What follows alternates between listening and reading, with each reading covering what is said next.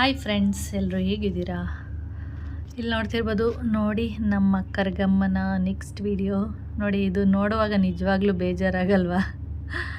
ಅಯ್ಯೋ, ಎಷ್ಟು ಚೆನ್ನಾಗಿ ನೋಡ್ತಿದೆ. ನಾನು ವಿಡಿಯೋ ಮಾಡೋದನ್ನೆಲ್ಲ ನೋಡ್ತಾ ಕೂತಿದ್ದ.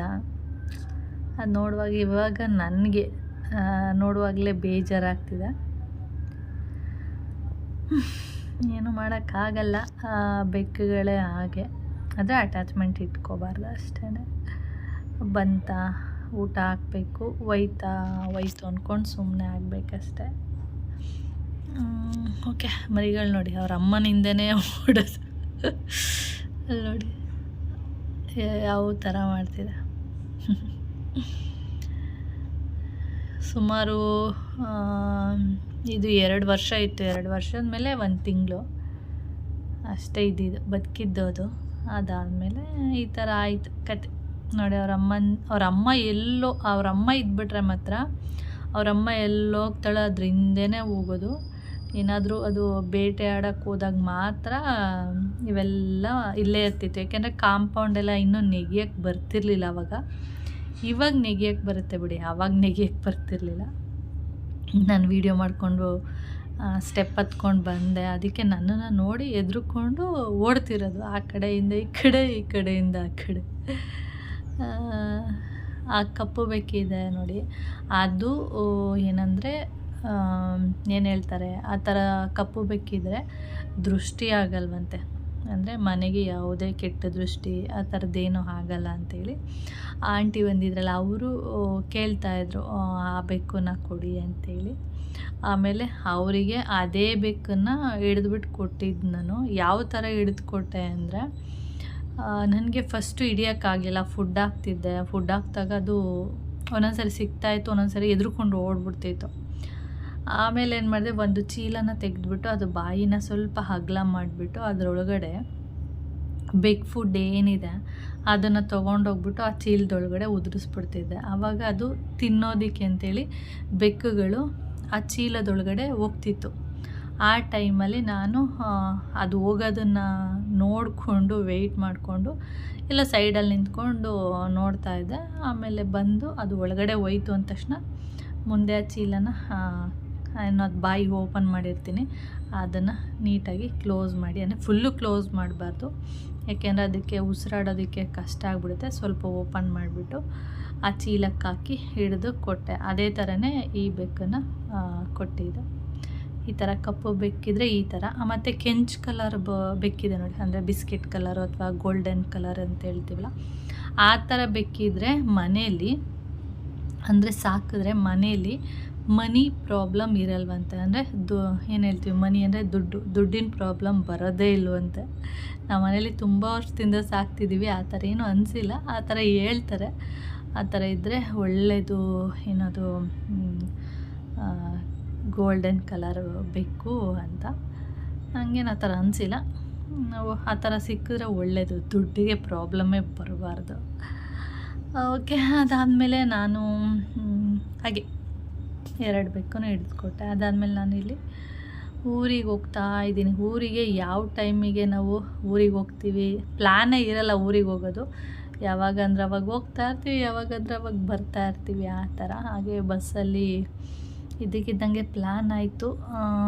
ಆಮೇಲೆ ಹೊರಟೆ. ಬಸ್ಸಲ್ಲಿ ಹೋಗ್ಬೇಕಾದ್ರೆ ಈ ಪಾಪು ಸಿಕ್ಕಿದ್ದು. ನಾನು ವೀಡಿಯೋ ಎಲ್ಲ ಮಾಡ್ತಿದ್ದು ನೋಡಿಬಿಟ್ಟು ನಿನ್ನನ್ನು ವೀಡಿಯೋ ಮಾಡ್ತೀನಿ ಅಂದೆ. ಅದಕ್ಕೆ ಬಂದುಬಿಟ್ಟು ನನ್ನ ಜೊತೆ ಮಾತಾಡ್ತಾಯಿತ್ತು. ಅವನು ಹೇಳೋದು ನನಗೆ, ಮಕ್ಕಳು ಮಾತಾಡುವಾಗ ಸ್ವಲ್ಪ ಅಷ್ಟು ಕ್ಲಿಯರಾಗಿರಲ್ವಲ್ಲ, ಅವನು ಏನು ಹೇಳ್ತಾವನೆ ಅಂತಲೇ ಒಂದೊಂದು ಸರಿ ಅರ್ಥನೇ ಆಗ್ತಿರ್ಲಿಲ್ಲ. ನಾನು 2-3 ಸಾರಿ ಕೇಳ್ತಾಯಿದ್ದೆ, ಅದೇ ಕ್ವಶನ ರಿಪೀಟ್ ಮಾಡಿ ಕೇಳೋದು, ಆ ಥರ ಎಲ್ಲ ಕೇಳ್ತಾಯಿದ್ದೆ. ಆಮೇಲೆ ನಾನು ಇಲ್ಲಿಂದ ಮನೆಗೆ ಹೋಗ್ಬಿಟ್ಟು ಬೆಳವಳ್ಳಿಗೆ ನಮ್ಮದು ಯಾವಾಗಲೂ ಪ್ಲ್ಯಾನ್ ಅಂತ ಇರೋದೇ ಇಲ್ಲ. ಇವತ್ತು ಹೋಗಬೇಕು ಅಥವಾ ನಾಳೆ ಹೋಗಬೇಕು, ಆ ಥರ ಸಡನ್ನಾಗಿ ಇದ್ದಕ್ಕಿದ್ದಂಗೆ ಪ್ಲ್ಯಾನ್ ಮಾಡಿಬಿಟ್ಟಿರ್ತೀವಿ, ಆ ಥರ. ಇವಾಗ ಏನಕ್ಕೆ ಊರಿಗೆ ಹೋಗ್ತಾ ಇದ್ದೀವಿ ಅಂದರೆ, ಇದು ಬಂದು ನಾನು ಮಧ್ಯಾಹ್ನ ಅನಿಸುತ್ತೆ, ಮಧ್ಯಾಹ್ನ ಅಲ್ಲ, ಒಂದು 4:15 ಆ ಥರ ಟೈಮಲ್ಲಿ ಹೋಗ್ತಾ ಇರೋದು. ಮನೆಗೆ ಹೋಗುವಾಗ ಒಂದು 6:15, 6:30 ಆಗಿತ್ತು. ಮತ್ತು ಕತ್ಲೆ ಆಗ್ತಾ ಬರ್ತಾಯಿತ್ತು ಆ ಟೈಮಲ್ಲಿ. ಒಂದೆರಡು ನವಿಲುಗಳನ್ನ ನೋಡಿದೆ. ಅದನ್ನು ವೀಡಿಯೋ ಮಾಡೋಕ್ಕೆ ಹೋಗಿ ನವಿಲೇ ಹೊರ್ಟೋಯ್ತು, ಕಾಣಿಸ್ಲೇ ಇಲ್ಲ ನವಿಲು ನನಗೆ. ಅಂದರೆ ವೀಡಿಯೋದಲ್ಲಿ ಕಾಣಿಸ್ಲಿಲ್ಲ, ನನಗೆ ಮಾತ್ರ ಕಾಣಿಸ್ತಾ ಇತ್ತು. ಅಂದರೆ ಮೊಬೈಲ್ ತೆಗೆದು ಕ್ಯಾಮ್ರಾ ಎಲ್ಲ ಆನ್ ಮಾಡಿ ಅದ್ರ ವೀಡಿಯೋ ಮಾಡೋಷ್ಟರೊಳಗೆ ಬಸ್ಸು ಮುಂದೆ ಹೊರ್ಟೋಗಿರುತ್ತಲ್ಲ, ಎಲ್ಲಿ ವೀಡಿಯೋ ಮಾಡೋಕ್ಕಾಗುತ್ತೆ, ಮಾಡೋಕ್ಕಾಗಲಿಲ್ಲ. ಆಮೇಲೆ ಇದನ್ನೇ ಹಿಂಗೆ ಸುಮ್ಮನೆ ನನಗೆ ಕ್ಯಾಪ್ಚರ್ ಮಾಡ್ಕೊಂಡು ಹೋಗಿದ್ದೆ, ಅದನ್ನು ಇಲ್ಲಿ ಆ್ಯಡ್ ಮಾಡಿದ್ದೀನಿ ಅಷ್ಟೇ. 6:30 ಮನೆಗೆ ಹೋದಾಗ ನಾನು ಹೋಗೋದ್ರೊಳಗಡೆ ನಮ್ಮ ಅರುಣ್ ಆಂಟಿ ಮನೆಗೆ ಬಂದಿದ್ದರು. ಅವರು ಒಂದು ಎಷ್ಟು ಗಂಟೆ, 4 ಗಂಟೆಗೆ, 4 ಗಂಟೆ ಅಲ್ಲ, ಮಧ್ಯಾಹ್ನನೇ ಬಂದುಬಿಟ್ಟಿದ್ದಾರೆ. 1:30, 2 ಗಂಟೆ ಆ ಥರ ಟೈಮಲ್ಲಿ ಬಂದಿದ್ದಾರೆ. ಆದರೆ ನಾನು ಹೋಗಿದ್ದು ಸಂಜೆ 6:30 ಆಗಿತ್ತು. ಒಟ್ಟಲ್ಲಿ ಕತ್ತಲೆ ಆಗಿಬಿಟ್ಟಿತ್ತು. ಮನೆಗೆ ಬಂದ ತಕ್ಷಣ ನಮ್ಮ ಆಂಟಿ ಕಾಫಿ ಮಾಡಿಕೊಟ್ರು, ಬಿಸಿ ಬಿಸಿ.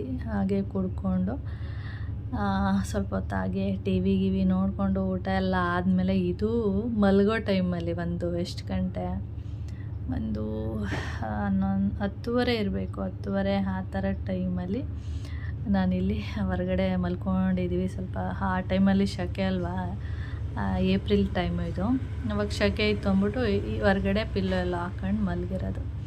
ಇವರು ಮೋಹನ್ ಮಾಮ ಮತ್ತು ಅರುಣ್ ಆಂಟಿ ಎಲ್ಲ ಮಾತಾಡಿಕೊಂಡು ಕೂತಿದ್ದಾರೆ. ನಾನು ಫ್ರೈಡೇ ಬಂದೆ, ಮೋಹನ್ ಮಾಮ ಸ್ಯಾಟರ್ಡೇ ಬಂದರು. ಮತ್ತು ನಾವು ಸಂಡೇ ವಾಪಸ್ಸು ಬೆಂಗಳೂರಿಗೆ ಹೊರಟ್ವಿ. ಏನಕ್ಕೆ ಬಂದಿದ್ದು ಅಂದರೆ, ಇವಾಗ ಹಬ್ಬ ಆಗೋಗಿದೆ. ಇವಾಗ ಹೆಗ್ಗೋರು ಊರ್ದಮ್ಮ ಕಾಳಮ್ಮನ ಹಬ್ಬ ಏನಿದೆ, ಹಬ್ಬಕ್ಕೆ ಕ್ಲೀನಿಂಗ್ ಮಾಡೋಕ್ಕೆ, ಅಂದರೆ ಕ್ಲೀನ್ ಮಾಡೋದಕ್ಕೆ ಅಂಥೇಳಿ ನಾವು ಬಂದಿದ್ದು, ನಾನು ಮತ್ತು ಅರುಣ್ ಆಂಟಿ. ಶುಕ್ರವಾರ ಹೋದಾಗಿಂದನೂ ಕ್ಲೀನ್ ಮಾಡಿದ್ವಿ, ಮತ್ತು ಶನಿವಾರನೂ ಕ್ಲೀನ್ ಮಾಡಿದ್ವಿ. ಭಾನುವಾರ ಇವಾಗ 5:30, ನಾನು 4:15ಗೆ ಬಂದೆ. ಬಂದ ತಕ್ಷಣ ತುಂಬ ಹೊಟ್ಟೆ ಹಸ್ದುಬಿಟ್ಟಿತ್ತು. ಬೆಳಿಗ್ಗೆ ಉಪ್ಪಿಟ್ಟು ತಿಂದಿದ್ದೆ. ಮಧ್ಯಾಹ್ನ ಊಟ ಮಾಡ್ಕೊಂಡು ಹೋಗು ಅಂದರು. ಇನ್ನು ಬರುವಾಗ ಲೇಟಾಗಿಬಿಡುತ್ತೆ ಊಟ ಎಲ್ಲ ಮಾಡಿ ಬರುವಾಗ, ಅಂದರೆ ನಾವು ಬಿಟ್ಟಿದ್ದೆ 12:30. 4:15ಗೆ ಬಂದು ಅನ್ನಕ್ಕಿಟ್ಟು ಫ್ರಿಜ್ಜಲ್ಲಿ ಉಪ್ಸಾರಿತ್ತು, ಅದನ್ನು ಹಾಕ್ಕೊಂಡು ತಿಂದ್ಬಿಟ್ಟು, ಸ್ವಲ್ಪ ಇವಾಗ ತಾನೇ ತಿಂದಿರೋದಲ್ವ, ತಲೆ ಒಂಥರ ಗಿರ್ರನ್ನ ಥರ ಆಗ್ತಿದೆ. ಅದಕ್ಕೆ ಸ್ವಲ್ಪ ಹೊತ್ತು ಕೂತಿದ್ದು. ಹೊರಗಡೆ ಎಲ್ಲ ಏನಂದರೆ ಮರದ್ದು ಹೂವೆಲ್ಲ ಬಿದ್ದಿದೆ, ಅದೆಲ್ಲ ಸ್ವಲ್ಪ ಕ್ಲೀನ್ ಮಾಡಬೇಕು. ಮತ್ತು ಪೇಪರು ಶನಿವಾರ ಭಾನುವಾರ 2 ದಿನ ಪೇಪರೆಲ್ಲ ಆ ಕಡೆ ಈ ಕಡೆ ಎಲ್ಲ ಆಗಿದೆ, ಅದನ್ನೆಲ್ಲ ಎತ್ತಿ ಹೊರಗಡೆ ಜೋಡಿಸ್ಬೇಕು. ಮತ್ತು ಬೆಕ್ಮರಿಗಳೆಲ್ಲ ಹೊರಗಡೆ ತೋರಿಸ್ತೀನಿ ಹೋದಾಗ, ಅಲ್ಲೆಲ್ಲ ಆ ಕಡೆ ಈ ಕಡೆ ಮಾಡಿದೆ. ಪೇಪರ್ಸು, ಬಟ್ಟೆ, ಮತ್ತು ಇನ್ನೊಂದೇನೆಂದರೆ ಇಲಿ ಎಲ್ಲ ಹಿಡ್ಕೊಬಂದು ತಿಂದಿರೋದು, ಅದೆಲ್ಲ ಇದನ್ನು ಸ್ವಲ್ಪ ನೀಟ್ ಮಾಡಬೇಕು. ಅದಕ್ಕೆ ಸ್ವಲ್ಪ ಹೊತ್ತು ಊಟ ಅಂದರೆ ಹೊಟ್ಟೆ ಹಸ್ದುಬಿಟ್ಟಿರುತ್ತಲ್ಲ, ಅವಾಗ ಊಟ ಮಾಡಿದ್ರೂ ಹಂಗೆ ತಲೆ ಸ್ವಲ್ಪ ಹೊತ್ತು ಹಾಗೇ ಇರುತ್ತೆ. ಸ್ವಲ್ಪ ಹೊತ್ತು ಒಂದು 1/4 ಗಂಟೆ ಬಿಟ್ಟರೆ ಸರಿ ಹೋಗುತ್ತೆ. ಆಮೇಲೆ ಕ್ಲೀನ್ ಮಾಡೋಣ ಅಂದ್ಬಿಟ್ಟು ಸುಮ್ಮನೆ ಹಾಗೆ ಕೂತ್ಕೊಂಡೆ ಅಷ್ಟೇ. ಹಾಗೆ ವೀಡಿಯೋನೂ ಎಂಡ್ ಮಾಡಬೇಕಿತ್ತಲ್ಲ, ಅದಕ್ಕೆ ವೀಡಿಯೋನ ಮತ್ತೆ ಸ್ಟಾರ್ಟ್ ಮಾಡಿದೆ. ಮತ್ತೆ ಅಲ್ಲೆಲ್ಲೂ ವೀಡಿಯೋನೇ ಮಾಡಲಿಲ್ಲ. ಓಕೆ, ನಾನು ಸಿಲಿಂಡ್ರನ್ನ 2 ಕೂಡ ಒಳಗಡೆ ಇಟ್ಟಿದ್ದೀನಿ. ಹೊರಗಡೆ ಇತ್ತಲ್ವ, ಯಾರಾದರೂ ಎತ್ಕೊಂಡು ಹೋದರೆ ಏನು ಮಾಡೋದು ಅಂತೇಳಿ ಅಲ್ಲಿಟ್ಟಿದ್ದೀನಿ. ಹಾಗೆ ನನ್ನ ಕೈ ನೋಡ್ಬೋದು ನೀವು, ಕಾಣಿಸುತ್ತೇನೋ ಗೊತ್ತಿಲ್ಲ ನೋಡಿ. ಸ್ಕಿನ್ನೆಲ್ಲ, ಒಂದು ನಿಮಿಷ ಟಾರ್ಚ್ ಆನ್ ಮಾಡ್ತೀನಿ. ಸ್ಕಿನ್ನೆಲ್ಲ ನೋಡಿ ಈ ಥರ ಆಗಿರುತ್ತೆ. ಯಾಕೆ ಅಂದರೆ ಇದು ಸಬೀನಾ ಮುಟ್ಟಿದ್ರೆ ಏನಾಗಲ್ಲ. ಇದಿದೆ ನೋಡಿ, ವಿಮ್ ಬಾರ್ ಪಾತ್ರೆ ತೊಳೆಯೋ ಸೋಪು, ಅದನ್ನೆಲ್ಲ ಮುಟ್ಟಿದ್ರೆ ಈ ಥರ ಸಿಪ್ಪೆಲ್ಲ ಹಿಡಿಯುತ್ತೆ. ಇದೆಲ್ಲ ಏನಂದರೆ ಒಂದು 2 ಡೇಸ್ ಬೇಕು, ಇದೆಲ್ಲ ಸರಿ ಹೋಗಬೇಕು. ಅಂದರೆ ಇದೇ ಥರ ಹೋಗ್ತಾ ಇರುತ್ತೆ, ಆಮೇಲೆ ಸರಿ ಹೋಗ್ಬಿಡುತ್ತೆ. ಓಕೆ, ಈ ಥರ.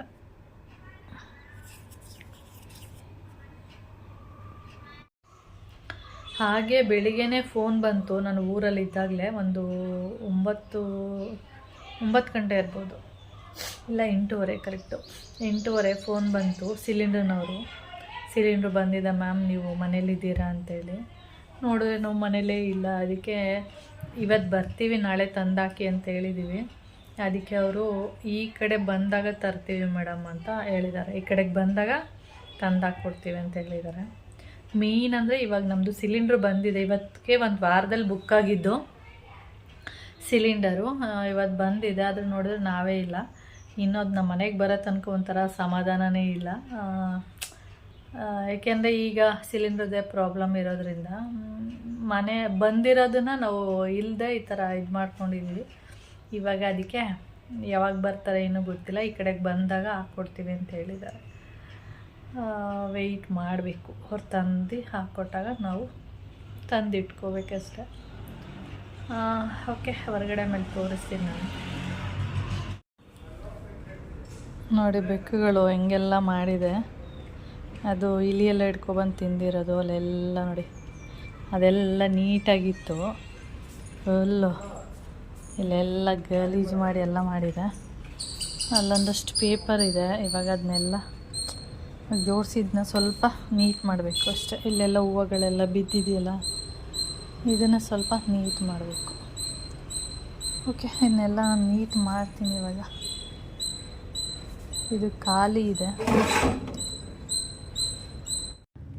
ಕೌಶಿ ಕೂಡ ಊರಿಗೆ ಹೋಗಿದ್ದ. ಅವನು ಹೋಗಿ ಒಂದು 15 ಡೇಸೇ ಆಗಿತ್ತು ಆವಾಗ ಹೋಗಿದ್ದು. ನಾನು ಸಂಡೇ ಮಳವಳ್ಳಿಯಿಂದ ಬಂದೆ. ಇವನು ಸಂಡೇ ಬರಲಿಲ್ಲ. ನಾನು ಹೇಳ್ದೆ ಇಲ್ಲೇ ಇದ್ದೀನಿ ಬಾರೋ ಒಟ್ಟಿಗೆ ಹೋಗೋಣ ಅಂದಿದ್ದಕ್ಕೆ, ಇಲ್ಲ ನಾನು ಬರೋಲ್ಲ ಇವತ್ತು, ನಾಳೆ ಬರ್ತೀನಿ ಅಂತ ಅಂದ. ಸರಿ ಆಯಿತು, ನಾಳೆನೇ ಬಾ ಅಂತ ಹೇಳ್ಬಿಟ್ಟು ನಾನು ಬಂದುಬಿಟ್ಟೆ. ಮೋಹನ್ ಮಾಮನೂ ಬಂದುಬಿಟ್ರು. ಮೋಹನ್ ಮಾಮ ಗಾಡಿಯಲ್ಲಿ ಬಂದರು, ನಾನು ಬಸ್ಸಲ್ಲಿ ಬಂದಿದ್ದು ಸಂಡೇ. ಇವನು ಸೋಮವಾರ ಅಕ್ಕ ಊರಿಂದ ಬಂದ. ಅಕ್ಕ ಊರಿಗೆ ಹೋಗಿದ್ದು, ಅಲ್ಲೊಂದು 15 ಡೇಸ್ ಇದ್ದ. ಅದಾದಮೇಲೆ ಇವನು ಬಂದಿದ್ದು. ಇನ್ನೊಂದು ಸ್ವಲ್ಪ ದಿನ ಇರ್ತೀನಿ ಅಂದ. ನಾನು ಇನ್ನೇನೋ ರಿಸಲ್ಟ್ ಎಲ್ಲ ಹತ್ರ ಬಂತು, ಮತ್ತು ಅವನು ಬರ್ತಡೇನೂ ಇತ್ತು. ಅದರಿಂದ ಎಲ್ಲ ಒಟ್ಟಿಗೆ ಮುಗಿಸ್ಕೊಂಡು ಆಮೇಲೆ ಬೇಕಾದರೆ ನೀನು ಮತ್ತೆ ಹೋಗುವಂತೆ ಬಾ ಅಂತ ಹೇಳಿದ್ದೆ. ಅದಕ್ಕೆ ಅವನು ಮಂಡೇ ಬಂದ.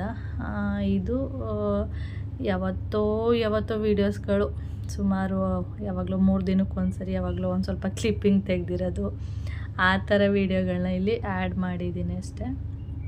ಇದು ಬಂದು ಒಂದು ವಾರ ಆದಮೇಲೆ ಸಂಡೇ ಇಲ್ಲಿ ಫಿಶ್ ಎಲ್ಲ ಇಟ್ಟಿರ್ತಾರೆ. ಆವಾಗ ನಾನು ಫಿಶ್ ತೊಗೊಳ್ಳೋದಕ್ಕೆ ಅಂತ ಹೇಳಿ ನಾವು ರೆಗ್ಯುಲರಾಗಿ ಎಲ್ಲೋಗ್ತೀವಿ ಅಲ್ಲಿ ಹೋಗಿದ್ವಿ. ಆದರೆ ಅಲ್ಲೇನು ಅಂದರೆ ಫಿಶ್ ಎಲ್ಲ ಫ್ರೆಶ್ಶಾಗೇ ಇರುತ್ತೆ.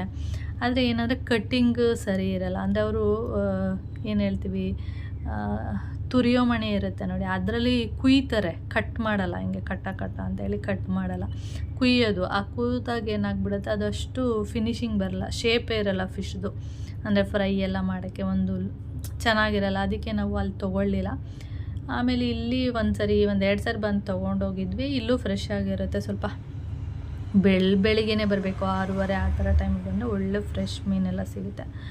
ಆಮೇಲೆ ನಾವು ಇಲ್ಲಿ ಬಂದು ಇಲ್ಲಿ ಫಿಶ್ ಎಲ್ಲ ತೊಗೊಂಡು ಹೋಗ್ಬೇಕಾದ್ರೆ ಇಲ್ಲಿ ರಾಮೇಶ್ವರ ಕೆಫೆ ಓಪನ್ ಆಗಿತ್ತು. ತುಂಬ ಜನ ಇದ್ದರು ಅಲ್ಲಿ. ಫುಲ್ಲು ಆ ರೋಡೆಲ್ಲ ಫುಲ್ ಜಾಮ್ ಆಗಿಬಿಟ್ಟಿತ್ತು. ನಾನು ಸ್ವಲ್ಪ ದೂರದಿಂದ ನಡ್ಕೊಂಡು ಅಂದರೆ ರಾಮೇಶ್ವರ ಕೆಫೆ ಏನಿದೆ ಅಲ್ಲಿಂದ ಸ್ವಲ್ಪ ದೂರ ನಡ್ಕೋಗ್ಬೇಕಿತ್ತು, ಯಾಕೆಂದರೆ ಅಷ್ಟು ಜಾಗ ಜಾಮ್ ಆಗಿತ್ತು. ಅದರಿಂದ ಮಾಮ ಹೇಳಿದ್ರು ಇಲ್ಲಿಂದ ಅಲ್ಲಿ ತನಕ ನಡ್ಕೊಂಡೋಗು, ನಾನು ಬರ್ತೀನಿ ಅಂತ. ಹೆಂಗಿದ್ರು ನಾನು ಕೂಡ ಅದನ್ನು ಸ್ವಲ್ಪ ವೀಡಿಯೋ ಮಾಡ್ಕೊಳ್ಳೋಣ ಅಂದ್ಬಿಟ್ಟು ಅಲ್ಲಿ ಇಳಿದ್ಬಿಟ್ಟು ರಾಮೇಶ್ವರ ಕೆಫೆ ಹತ್ರ ಸ್ವಲ್ಪ ಹೊತ್ತು ವೀಡಿಯೋ ಎಲ್ಲ, ಅಂದರೆ ಒಳಗಡೆ ಹೋಗಲಿಲ್ಲ, ಹೊರಗಡೆ ನಿಂತ್ಕೊಂಡೆ, ಸ್ವಲ್ಪ ವೀಡಿಯೋ ಎಲ್ಲ ಮಾಡಿಕೊಂಡೆ. ಆಮೇಲೆ ಅಲ್ಲಿ ಸ್ವಲ್ಪ ದಿನ, ಅಂದರೆ ಆ ಕೆಫೆ ಏನು ಓಪನ್ ಆದಮೇಲೆ ಸ್ವಲ್ಪ ದಿನ ಫ್ರೀ ಎಲ್ಲ ಇತ್ತು. ಯಾವುದೋ ಒಂದು ಟೈಮಿಂಗ್ಸ್ ಎಲ್ಲ ಇತ್ತು, ಅದು ಅಷ್ಟು ಸರಿ ಗೊತ್ತಿಲ್ಲ. ಆ ಟೈಮಿಂಗ್ಸಲ್ಲಿ ಫ್ರೀ ಎಲ್ಲ ಇತ್ತು. ಕೌಶಿ ಹೇಳ್ತಾ ಇದ್ದವಮ್ಮ ಹೋಗಿ ಬಾ, ಫ್ರೀ ಎಲ್ಲ ಇದೆ, ಟೇಸ್ಟ್ ಮಾಡಿಕೊಂಡು ಕಾಫಿ ಏನು ಸಿಗುತ್ತಾ ಅದನ್ನು ಟೇಸ್ಟ್ ಮಾಡ್ಕೊಂಡು ಬಾ ಅಂತ ಹೇಳ್ತಿದ್ದ. ಆದರೆ ನನಗೆ ಅದೆಲ್ಲ ಇಷ್ಟ ಇಲ್ಲ ಬಿಡು, ಹೋಗಲ್ಲ ಅಂತ ಹೇಳಿದೆ. ಆಮೇಲೆ ಮೋಹನ್ ಮಾಮನೂ ಹೇಳಿದರು, ಆಫೀಸಿಂದ ಬರಬೇಕಾದ್ರೆ ನೋಡಿದೆ ಫ್ರೀ ಅಂತ ಎಷ್ಟೊಂದು ಜನ ನಿಂತಿದ್ದಾರೆ ಗೊತ್ತಾ ಕ್ಯೂ ಅಲ್ಲಿ ಅಂತ ಹೇಳಿದರು ನನಗೆ. ಅದಕ್ಕೋಸ್ಕರ ನಾನು ಹೋಗಲಿಲ್ಲ. ಅದಕ್ಕೋಸ್ಕರ ಅಂತಲ್ಲ, ನನಗೆ ಆ ಥರ ಇಷ್ಟ ಆಗಲ್ಲ. ಕೌಶಿ ಇದ್ದಿದ್ರೆ ಸ್ವಲ್ಪ ಹಿಂಸೆ ಎಲ್ಲ ಮಾಡಿ ಕರ್ಕೊಂಡು ಹೋಗ್ತಿದ್ನೇನೋ. ಅವನು ಇರಲಿಲ್ಲ ಆ ಟೈಮಲ್ಲಿ, ಅಂದರೆ ಫ್ರೀ ಇತ್ತಲ್ಲ ಆ ಟೈಮಲ್ಲಿ ಅವನು ಇರಲಿಲ್ಲ. ಅದಕ್ಕೆ ಆಮೇಲೆ ನಾನು ಹೋಗಲಿಲ್ಲ ಅಷ್ಟೇ. ಅಂದರೆ ತುಂಬ ಕಾಸ್ಟ್ಲಿ ಅಂತ ಹೇಳ್ತಿದ್ರು. ಮತ್ತು ಅಲ್ಲೇ ಪಕ್ಕದಲ್ಲಿ ಕೂಡ A-B ಇದೆ, ಅದ್ರ ಪಕ್ಕದಲ್ಲೇ ರಾಮೇಶ್ವರ ಕೆಫೆ ಇದೆ, ರಾಮೇಶ್ವರಂ ಕೆಫೆ. ಗೊತ್ತಿಲ್ಲ, ತುಂಬ ಕಾಸ್ಟ್ಲಿ ಅಂತ, ಚೆನ್ನಾಗಿದೆ ಅಂತ ಹೇಳ್ತಿದ್ರು. ಒಂದಿಬ್ಬರು ಹೀಗೆ ಮಾತಾಡಬೇಕಾದ್ರೆ ಹೇಳ್ತಾಯಿದ್ರು, ಅದು ಅಷ್ಟೇ ಗೊತ್ತಿರೋದು. ನಾನೋಗಿ ಮಾತ್ರ ತಿಂದಿಲ್ಲ. ಹಾಗೆ ನೋಡಿ ನಮ್ಮ ಕರ್ಗವ ಮಕ್ಳಿಗೆ ಹೇಗೆ ಹಾಲು ಕುಡಿಸ್ಕೊಂಡು ಮಲಗಿದ್ದಾಳೆ ಅಂಥೇಳಿ. ಹಾಗೆ ಗುಂಡು ಕೂಡ ಬಂದಿದ್ದ, ಕೌಶಿಗೂ ರಜೆ ಇತ್ತಲ್ಲ ಮನೇಲಿರ್ತಾನೆ ಅಂಥೇಳಿ ಅವನು ಕೂಡ ಬಂದಿದ್ದ. ಎಲ್ಲರೂ ಇದ್ರಲ್ಲ, ಹಾಗೆ ಅವ್ನ ಫ್ರೆಂಡ್ಸ್ ಎಲ್ಲ ಬಂದಿದ್ದರು. ಇಲ್ಲೇ ಕೇರಮ್ ಎಲ್ಲ ಆಡಿಕೊಂಡು ಹಾಗೆ ವೀಡಿಯೋ ಎಲ್ಲ ಮಾಡಿಕೊಂಡು ರೇಗಿಸ್ಕೊಂಡು ಹುಡುಗರನ್ನ ಈ ಥರ ಕೂತಿದ್ದಾರೆ. ನಾನು ಆ ವಿಡಿಯೋ ಇತ್ತಲ್ಲ ಅದನ್ನು ತೆಗೆದು ಇದರಲ್ಲೇ ಆ್ಯಡ್ ಮಾಡಿದ್ದೀನಿ ಅಷ್ಟೇ. ಓಕೆ ಫ್ರೆಂಡ್ಸ್, ಹಾಗೆ ನಿಮಗೇನಾದರೂ ಈ ವಿಡಿಯೋ ಇಷ್ಟ ಆದರೆ ಲೈಕ್, ಶೇರ್ ಹಾಗೆ ಸಬ್ಸ್ಕ್ರೈಬ್ ಮಾಡಿಕೊಡಿ. ನೆಕ್ಸ್ಟ್ ವಿಡಿಯೋದಲ್ಲಿ ಸಿಗೋಣ. ಓಕೆ, ಬಾಯ್.